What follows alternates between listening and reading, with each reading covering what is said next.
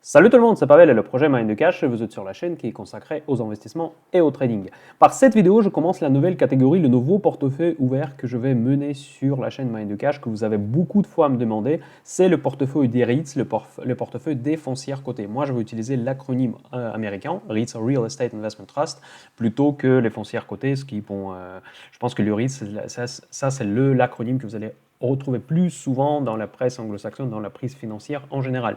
Donc, dans ce portefeuille, nous allons commencer à prendre les premières positions dans ce secteur particulier. Je ne vais pas m'arrêter pour vous présenter qu'est-ce que c'est comme secteur. Dans les vidéos liées, vous allez trouver plusieurs vidéos que j'ai enregistrées à ce sujet. Vous allez comprendre de quoi s'agit-il, quels sont les avantages, quelles sont les particularités surtout des entreprises. Très globalement, je vous propose de les voir comme des fonds qui détiennent l'immobilier, qui gèrent l'immobilier et qui versent les dividendes automatiquement comme une portion de leur, quasiment la portion, plus de 90% de leurs bénéfices, ils versent sous une forme de dividendes. Donc c'est un investissement qui convient parfaitement à ceux qui veulent se créer des revenus passifs et ne pas être inquiets que les dividendes seront coupés demain par les actionnaires de l'entreprise ou par le board de l'entreprise. Voilà, donc dans les très grandes lignes, c'est ça. Donc pour plus de détails, je vous invite de regarder les vidéos liées et me poser des questions dans les commentaires. Évidemment, je suis là pour vous répondre aux questions. Donc, nous commençons comme d'habitude. Inscrivez-vous à la chaîne Mind the Cash si vous n'avez pas encore fait. Mettez-moi des likes parce que c'est super important pour moi. Faites-moi une petite donation pour ceux qui veulent soutenir la chaîne. Vous avez un lien PayPal dans la description de cette vidéo. Donc, ce n'est pas le montant qui compte, c'est surtout le geste parce que c'est la seule rémunération que j'ai actuellement pour mener cette chaîne gratuite avec une transparence et ouverture totale envers vous. Voilà, donc le contexte est particulier. C'est le moins que je puisse dire. En fait, il y a encore quelques jours, j'étais pas forcément négatif sur les marchés, j'étais au contraire même presque haussier sur les marchés financiers, mais la nouvelle qui a tombé hier, la nouvelle de la part de Pfizer, comme quoi ils ont 90% prêt de délivrer un vaccin contre le Covid-19, le coronavirus, qui sera prêt avant la fin de l'année. Donc ça change tout évidemment, ça changeait complètement les directions des marchés avec une forte hausse de hier qui s'est estompée d'ailleurs vers la fin de la séance. Mais en tout cas, maintenant, le moins que je puisse dire que, en tout cas moi, je suis dans une incertitude totale vis-à-vis la tendance globale des marchés et en conséquence, j'ai aucune position spéculative sur les marchés actuellement et je décide de lancer ce projet, ce portefeuille ouvert des REITs maintenant. Pour quelles raisons? Mais parce que les REITs se sont envolés littéralement hier. Mais par contre, évidemment, j'ai malheureusement perdu une partie de hausse. J'ai perdu une partie de PNL que j'aurais pu avoir sur ce secteur. Mais dans tous les cas, il faut... En revanche, maintenant, on a la visibilité. C'est ce qui change par rapport à hier, parce que ça fait longtemps que j'étais en train de vous préparer la liste des REITs. Surtout, ce qui est difficile à trouver, c'est des ressources qui sont consacrées aux REITs pour voir les bons ratios. Parce que pas tous les ratios de valorisation sont applicables aux REITs à cause de phénomènes comptables qui s'appellent amortissement, que j'ai déjà expliqué dans les précédentes vidéos. Donc du coup, toutes ces préparations m'ont pris du temps pour lancer cette catégorie de vidéos et malheureusement, j'ai raté une énorme vraiment opportunité. J'en ai déjà parlé dans d'autres vidéos, que regardez les REITs, regardez ce secteur de foncière cotée, qu'il y a probablement des opportunités, mais moi-même, je n'ai pas profité. C'est très dommage, c'est triste pour moi en tout cas. Mais en tout cas, j'essaye de corriger une erreur comme je peux et du coup, je devrais maintenant adapter ma stratégie en fonction du niveau actuel des marchés. Et donc, en fait, pour être le plus efficace possible, de prendre le moins de risques possible, j'ai décidé de procéder d'une manière suivante. En fait, l'objectif de cette vidéo sera de construire un espèce de ETF. Donc, ETF qui sera construit par Mind the Cash, on va appeler le Mind the Cash REIT ETF. Peut-être un jour, ça sera coté, mais dans tous les cas, l'objectif, ça sera de faire une diversification. On ne va pas trop s'embêter à analyser les entreprises trop en particulier, parce que comme je disais dans une des premières vidéos sur les risques que j'ai enregistrées il y a encore en mars, donc ça s'appelle secteur massacré ou quelque chose comme ça, vous allez trouver dans le playlist des secteurs. Je vous ai parlé qu'investir dans les REITs, c'est le truc le plus simple qu'on peut imaginer. Vous pouvez acheter quasiment tout et n'importe quoi à condition que vous respectez la diversification. Certains vont me dire que c'est vrai partout, mais non, c'est pas vrai partout parce que effectivement, les risques que vous avez sur les REITs, réellement, c'est principalement les risques opérationnels. Parce que le risque de marché, de toute façon, il est là et à moins que vous le hedgez, en fait, vous protégez contre ce risque, en faisant des stratégies complexes avec les produits dérivés, ce que vous allez certainement pas faire. Et vous pouvez à très long terme construire un portefeuille, surtout à des niveaux actuels. Si votre portefeuille est suffisamment diversifié, non seulement entre les entreprises, entre les différents types, entre les différentes entreprises des REITs, mais surtout entre les REITs par leur catégorie.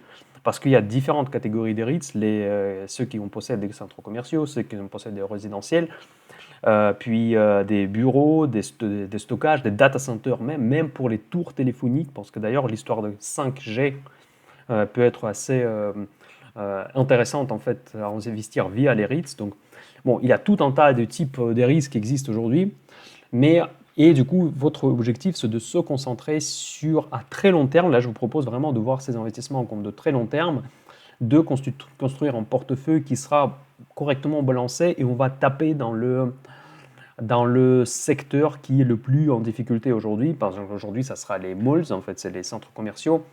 Je sais que certains disent que les centres commerciaux vont disparaître parce qu'il y a déjà avant, il y avait du Amazon, déjà avant, il y avait des problèmes. Mais n'oubliez pas que vous n'investissez pas dans les business des centres commerciaux. Vous n'achetez pas Macy's, vous n'achetez pas, genre, moi, je ne sais pas quels sont les équivalents français, Macy's, c'est le plus gros, le plus gros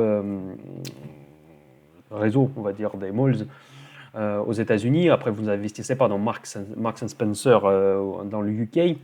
Bref, en tout cas, vous investissez dans les murs. Parce qu'en fait, effectivement, les REITs qui travaillent avec des centres commerciaux peuvent avoir des difficultés parce qu'ils devront, si jamais, imaginons le cas le plus pire possible, que tout ce secteur de centres commerciaux disparaît demain, ce qui n'est évidemment pas mon scénario. Mais dans cette hypothèse qu'on appelle dans le risk management worst case scénario, donc le scénario du pire, donc même dans ce cas-là, effectivement, ils pourront quand même céder leurs centres commerciaux qui se trouvent en plein centre de Londres, en plein centre de New York, Paris, des capitales comme ça. Donc voilà. Mais il ne faut pas miser trop sur certaines entreprises. Et notre critère que je vais aussi utiliser, c'est éviter les entreprises un peu louches. Parce que souvent, ça arrive assez régulièrement, je trouve que ça arrive plus souvent que pour les entreprises classiques, c'est les fraudes comptables. Donc, et j'ai quand même un petit sentiment de notre cher Unibail que c'est une entreprise que pour le moment je vais éviter. Je ne fais pas confiance au management, etc. On va en parler plus en détail. Voilà, dans tous les cas, voilà. Donc ça, ce sont les critères majeurs pour moi. Ça, déjà, détecter les REITs qui sont aujourd'hui les plus massacrés. Donc là où il y a le plus d'opportunités. Et c'est par là, on va commencer à prendre des petites positions, pondérer notre portefeuille de manière très, très diversifiée. Et vraiment choisir les entreprises qui ont le plus de futur. Après, deuxième critère qu'il ne faut pas négliger, bon, le deuxième critère, ça sera forcément les dividendes, parce que ceux qu'on achète des REITs pour les dividendes, ça c'est clair et net. Donc, parce que je rappelle qu'ils sont obligés de verser les dividendes s'ils ont touché 1 million, je sais pas, par an, bon, ils étaient beaucoup plus, mais quand même. Donc, dans ce cas-là, ils sont obligés de verser plus de 900 000 en dividendes. Donc, c'est la loi, mais par contre, ces entreprises ne payent pas l'impôt sur la société grâce à cette constante. Grâce ou à cause, en fonction de quel côté vous êtes. Ensuite, voilà, donc le deuxième critère, pour moi, ça serait évidemment le dividende. Par rapport au risque, parce que quand vous regardez le dividende, si vous voyez le dividende de 15%, clairement, il y a un problème. Donc, ça veut dire que l'entreprise va certainement perdre en valeur. Donc, du coup le dividende de 15%, ça ne me rassure pas. Ça veut dire que le marché anticipe quasiment une faillite de l'entreprise. Il faut être très vigilant quand vous voyez les dividendes qui sont trop hauts, en fait. Vraiment, ce n'est pas forcément un bon signe, au contraire. Par contre, on va chercher le dividende 100. Donc là, qui est important, mais qui est 100 quand même, où on voit que c'est le dividende que l'entreprise sera capable de payer. Et ensuite, troisième critère à ne pas négliger, c'est les devises. Parce qu'en fait, il y a énormément de REITs, tout ce concept vient des États-Unis. Vous allez retrouver énormément de REITs en USD, donc aux États-Unis. Mais vous avez aussi en Singapour, vous avez aussi, bon, évidemment en France. Vous avez évidemment aussi les REITs en Belgique, en Italie, ce qui est excellent avec ce type d'investissement, que vous pouvez investir n'importe où sur le globe. Donc voilà, c'est le critère aussi, troisième critère super important, c'est les devises. Donc on va profiter quand par exemple le dollar est faible, on va acheter les REITs américaines, quand le dollar est fort, on va acheter les REITs européennes, et on va quand même faire cette petite attention sur le devise, comme ça nous permettra de aussi avoir cette diversification, cette axe de diversification au niveau des taux de change. Voilà, donc commençons en fait du coup cette vidéo par la première société que je voulais vous acheter. Je vais acheter plusieurs sociétés mais avec des petites portions. Parce qu'encore une fois, pour moi, ici, c'est la diversification qui compte. Et en plus, j'achète pas malheureusement au plus bas, donc, parce que j'ai raté une grande partie de la hausse. Mais par contre, du coup, je vais prendre plusieurs petites positions minuscules. Donc là, je ne sais pas quel est en fait, je vous donne un exemple. Sur votre compte de bourse de 10 000 euros, par exemple, aujourd'hui, j'investirais peut-être 200 euros sur 3-4 valeurs. Voilà, pas plus. Et c'est une autre raison d'ailleurs, passer chez des brokers professionnels pour avoir des frais qui permettent de passer ces micro-ordres. Parce que notre but, encore une fois, d'avoir une espèce de ETF sur les REITs. Voilà, la première foncière cotée dont la petite part je vais acheter aujourd'hui, c'est la Gecina. Donc là, je vais vous montrer. C'est une entreprise qui est spécialisée au bureau à Paris. Donc on voit que, bon, malheureusement, que j'étais intéressé. J'en ai déjà parlé, je crois, dans les vidéos quand on était autour de 100. Moi, je voulais acheter vers 100 euros, mais vous voyez, donc c'est la vie. Donc là, ça fait un peu pleurer que maintenant voir le cours. Mais dans tous les cas, en fait, en revanche, maintenant, en se positionnant, on a plus de visibilité. On a plus de visibilité parce qu'on sait, bon, à 90% près, qu'on sait qu'il y aura un vaccin. Donc, du coup, la lumière au fond du tunnel, on le voit. Donc, les gens vont un jour revenir au bureau. Ça sera certainement en 2021. Après, comment ça va se passer, c'est une question ouverte, évidemment. Mais on peut commencer à imaginer les deadlines, en fait, comment ça va, la reprise après le Covid, comment ça va se passer. Donc, voilà, ça, c'est le Gecina. Donc, voilà, bon, comme vous voyez, donc, sur un an, évidemment, il y a eu une grosse chute pendant la période de Covid, mais ça c'est le graphique que vous allez voir plus ou moins pour toutes les REITs. Et maintenant, on retrouve à peu près les mêmes niveaux qu'on avait un été, donc c'est pas encore fou, Donc on peut regarder le graphique plus long terme. Donc là, on est reparti, donc on a quand même zappé ça. Mais il y a quand même de la marge. Donc je ne dis pas qu'on va aller jusqu'à 170 nécessairement, mais dans tous les cas, le temps qu'on va grimper, j'espère, donc on va quand même percevoir le 4% de dividendes. Ça, c'est à cours actuel. Pour ceux qui sont très novices, il faut bien comprendre que si vous avez en fait, ce que vous figez, c'est le montant du dividende. En fait, ce qui est important, c'est le montant du dividende, pas le pourcentage, parce que le pourcentage, il est calculé dynamiquement à partir du prix. Donc voilà, donc si le prix chute à 100, donc du coup, le rendement sera plus important, mais par contre, si ça monte à 160 ou 170, du coup, les 2,5 euros par action vont représenter moins en pourcentage. Donc c'est comme ça que ça fonctionne pour les REITs. Voilà. Du coup, maintenant, je ne dis pas que c'est un point d'entrée nécessairement, mais en tout cas, ça me permet, déjà de toute façon, je voulais avoir cette valeur dans le portefeuille. Ça prouve que j'ai préparé même mon petit fichier pour vous faire une présentation. Donc, il n'est pas encore finalisé, malheureusement. Désolé pour le format. Donc, juste pour vous donner des infos sur le business de Gecina, ils ont 18% de logements d'étudiants à Paris. Donc 3200 lits en fait dans la région parisienne, et 82% c'est le bureau dans Paris et l'ouest parisien. Donc ça c'est les meilleurs quartiers de la capitale. Et donc cette entreprise, elle est exposée vraiment région parisienne, bureau dans la région parisienne. Moi personnellement, je peux mettre mon argent dans ce secteur, donc là je ne vois pas de la fin du monde, même si certains dans les commentaires d'ailleurs ils en parlaient, des bureaux vides, etc. Je peux croire qu'en ce moment, il y a des bureaux vides, il y en a un peu partout dans le monde, mais je ne crois pas que ça sera la norme. Voilà, donc, et même si ça sera la norme, même si quelque chose vraiment inattendu arrive, dans ce cas-là, ces bureaux, on va trouver une utilisation de ces bureaux, et j'ai du mal à imaginer que les bureaux à rue Boissy vont être habités par les pigeons et des rats. Donc là, ça, j'ai du mal à imaginer cette image, mais en tout cas, je ne pense pas l'avenir est tellement sombre pour Gecina. Je ne vais pas trop m'arrêter sur chacune des entreprises. Deuxième entreprise que j'aimerais bien vous présenter aujourd'hui, c'est SPG. Ça sera du coup en dollars. Ça, c'est une des plus grosses foncières cotées des États-Unis. Donc là, bon, évidemment, il est flambé énormément. Vous savez, j'ai fait beaucoup d'opérations de vente de puts ces derniers mois sur SPG, sur Simon Property Group. Parce que je trouvais toujours cette entreprise assez sous-évaluée. Mais aujourd'hui, même au cours actuel, le dividende représente 8,4%. Donc, et je pense que maintenant, du coup, si on peut imaginer déjà se projeter pour la réouverture des centres commerciaux, c'est une foncière des centres commerciaux, les cours devront retrouver leur cours normal qui était, je suis depuis des années cette entreprise, leur cours normal, il fluctue généralement entre 120 et 160, 170 dollars. Donc aujourd'hui, on est à 79, pardon, et donc du coup, ça nous laisse évidemment encore une large marge de progression, parce que vous voyez que les graphiques des foncières bureaux ils sont quand même, et foncières des centres commerciaux sont différents, parce que les centres commerciaux, évidemment, ils sont beaucoup plus impactés par la crise. Donc, vous voyez ici, dans 2016, ça montait jusqu'à 227, et donc là, ça restait, comme je vous ai dit, entre 100, mais c'est même 150, vous voyez. Je me souviens de l'avoir acheté il y a quelques années à 130, j'ai fait un très joli bénéfice. Et maintenant, je pense qu'on devrait normalement retrouver la normale. Mais attention, ici, effectivement, il y a ce phénomène de passage en ligne, Amazon, tout ça. Et ce phénomène va être accéléré par le Covid. Donc, il faut quand même comprendre que le business model des centres commerciaux, en tant que tel, classique, est en déclin.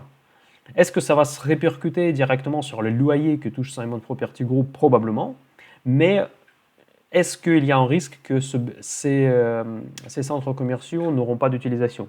Donc, c'est deux questions quand même, si on réfléchit bien, c'est des questions quand même assez séparées. Parce qu'en fait, c'est juste qu'ici, par exemple, imaginons, quand on fait worst case scénario, si tous les malls, tous les centres commerciaux font faillite, qu'est-ce qu'il va faire Simon Property Group? Soit il va déclarer la faillite et vendre son immobilier qui coûte quand même de l'argent. Hein. C'est pas, vous voyez, c'est pas une biotech qui a des bureaux et des centres de recherche. Ce sont des entreprises qui sont bourrées de l'immobilier. Donc, on peut relativement facilement estimer leur réelle valeur. Donc, voilà. Et un point super important, une autre foncière des centres commerciaux que j'aime bien en France, c'est Klépierre. Je la préfère par rapport au Unibail. Et le principal actionnaire de Klépierre, c'est Simon Property Group. Donc, quand vous investissez dans Simon Property Group, vous investissez également dans Klépierre. Et ce qui m'attire aujourd'hui, c'est le cours d'euro-dollar que vous voyez sur votre écran à droite, donc qui est assez intéressant. Et je pense qu'il vaut mieux aujourd'hui investir dans Klépierre en passant par Simon Property Group. Déjà, l'entreprise est plus grosse. Et le cours de change sera en notre faveur. Voilà. Donc là, je préfère, donc du coup, ça sera ma deuxième position pour Simon Property Group. Et puis, troisième entreprise que j'aimerais bien regarder aujourd'hui, ça sera Befimo, en fait. Voilà, Befimo. C'est une foncière côté belge qui se trouve... et là, par contre, le cours, elle est quand même toujours très intéressant. C'est plus petite, en fait, on diversifie au niveau de taille aussi des foncières, parce que les deux premières que je vous ai évoquées sont des grosses foncières, quand même, surtout Simon Property Group. Mais Befimo, c'est effectivement une foncière beaucoup plus petite qui s'occupe des bureaux dans le Benelux. Et il y a quelques années, j'ai très bien encore investi dans cette entreprise parce que j'ai parié sur le Brexit. Donc ici, on a encore un axe de pari d'investissement, de s'exposer un petit peu sur un éventuel déménagement des entreprises britanniques vers l'Europe, qui est celle qui fonctionne avec l'Europe, et la demande de bureaux dans le Benelux, parce que Londres est relié avec Bruxelles directement par l'Eurostar. Vous pouvez imaginer que cette entreprise peut bénéficier d'une demande accrue par des ex-sociétés britanniques pour rechercher les bureaux. Ça, c'était mon hypothèse à l'époque. Toujours qu'elle est toujours valable, parce qu'on est toujours là avec le Brexit. Et non seulement parce qu'en Belgique, pour ceux qui ne connaissent pas, l'immobilier est relativement bon marché. L'immobilier résidentiel et l'immobilier de bureau. C'est pas comme en France, en fait. Les prix en Belgique sont beaucoup plus faibles pour l'immobilier. D'ailleurs, pour ceux qui investissent dans l'immobilier physique, c'est une des destinations intéressantes, parce que la demande est là, parce qu'il y a beaucoup de... Je sais qu'il y a certaines personnes de la Belgique qui me regardent Donc dites-moi dans les commentaires si ce que je dis, c'est pas des bêtises, parce que l'investissement immobilier en Belgique, il est extrêmement rentable du point de vue, point de vue financier, mais aussi fiscal, bon, pour ceux qui sont fiscalisés là-bas. Et ça nous laisse un potentiel en plus d'appréciation du prix de leur parc immobilier. Si jamais la composition du marché se change et il y aura plus d'afflux en fait, business vers les pays de Benelux, ce qui est fortement possible parce que quelque part c'est la capitale de l'Europe. Et je ne vois pas pourquoi le Bruxelles ou les environs ne soit pas suffisamment attractif pour faire monter les prix. Donc aujourd'hui, ce n'est pas encore le cas, mais c'est une probabilité, ça nous ouvre une autre axe d'opportunité. Voilà, donc là, aujourd'hui, je vous propose de regarder sur ces 3 entreprises. Je suis en train de regarder aussi comme un éventuel investissement pour ceux qui veulent vraiment investir par des petites parties. Digital Realty Trust, c'est celle qui a à fond profité du Covid, c'est celle qui était la plus chère, qui n'a jamais baissé pendant cette crise. Donc ça, c'est une foncière cotée qui est spécialisée en location des data centers, donc c'est vraiment purement exposition informatique. C'est le secteur qui avait le vent en poupe pendant toute cette crise de la pandémie de Corona. Et vous pouvez voir qu'il n'a pas du tout souffert pendant cette période. Donc vous voyez, donc elle ne faisait que monter. Et là, on a effectivement un point d'entrée. Et de point de vue technique, on va regarder vite fait la technique parce que ici, ça fait plus de sens, à mon avis. Parce que c'est une société quand même haussière. En fait, elle est sur une tendance clairement haussière depuis un moment. Donc là, il a subi une énorme volatilité, évidemment, en mars dernier. Mais dans tous les cas, je ne pense pas il vaut mieux que ça vaut le coup d'attendre 132 jusqu'au le bas du canal.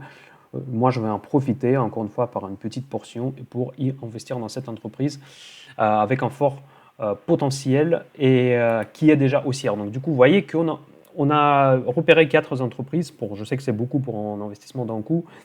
Mais si vous regardez d'ailleurs sur les RSI juste au-dessus, donc là on est au plus bas et donc à chaque fois que ça a remonté, quand on touchait cette zone de survente.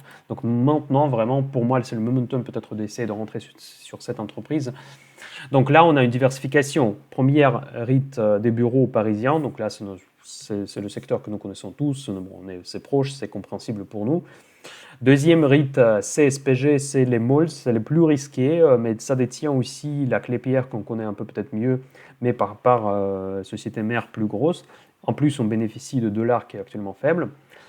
Troisième société, c'est Befimo, c'est un petit axe britannique et profiter d'investissements international et en Belgique. Et le quatrième REIT que nous allons acheter, c'est complètement autre chose. Ça c'est la location de data center. C'est une entreprise haussière qui n'a pas subi des gros dégagements pendant la crise de Corona. Et vous voyez déjà sur cette palette des 4 entreprises, nous allons avoir une diversification. Voilà, donc c'est ça que je vous propose aujourd'hui comme le démarrage de ce nouveau portefeuille ouvert. Donc imaginons par exemple, je vous conseille encore une fois l'exposition, il faut le contrôler. Je ne sais pas où vont aller les marchés, je ne sais pas comment cette nouvelle de Pfizer qui va être digérée, peut-être on va repartir à la baisse, peut-être on va rester dans le positif. Aujourd'hui, le marché il est très positif, on peut le voir sur le VIX, l'indice de la peur qui est très bas. Donc le marché aujourd'hui, il veut monter encore, mais qui sait que peut-être cette news va être démentie ou partiellement démentie, peut-être la communication détaillée sur les délais va décevoir les marchés, donc maintenant beaucoup de choses qui restent à préciser actuellement. Donc du coup, si vous investissez par exemple, c'est un exemple théorique, si vous investissez 1 000 € sur cette position des REITs, donc vous mettez 250 sur chacune des 4 entreprises, et comme ça vous allez contrebalancer dans ce secteur. Mais quand même, prenez en compte que nous restons dans le même secteur immobilier. Si tous les REITs seront vendus, peut-être Digital Realty va être un petit peu sauvé, mais toutes les autres REITs vont être baissières également. Donc ici, on n'a pas de diversification cross-sectorielle. Ça, il faut bien comprendre que c'est important pour nos 2 autres portefeuilles ouverts, PEA et portefeuille Mind Cash, mais ici, nous ne sommes pas diversifiés vraiment. On est diversifiés au sein du même secteur. Ce n'est pas pareil. Donc faites attention parce que donc, du coup, cette portefeuille, je le vois comme une partie de votre patrimoine global. Ce n'est pas vraiment les actions. Vous investissez dans l'immobilier, mais sauf que c'est l'immobilier coté et pas l'immobilier physique. J'espère que ça a été très clair. J'espère que c'était simple. Posez-moi des questions dans les commentaires si vous en avez, parce que malheureusement, je commence à avoir un petit peu du mal à répondre aux commentaires, parce qu'il y en a tellement beaucoup avec le développement de la chaîne. C'est un très bon signe, mais quand même. N'oubliez pas de mettre un like. Pour ceux qui veulent me soutenir dans cette démarche, vous avez un lien PayPal pour me faire une petite donation. Je vous remercie énormément. Bonne journée, à très bientôt. Bye bye.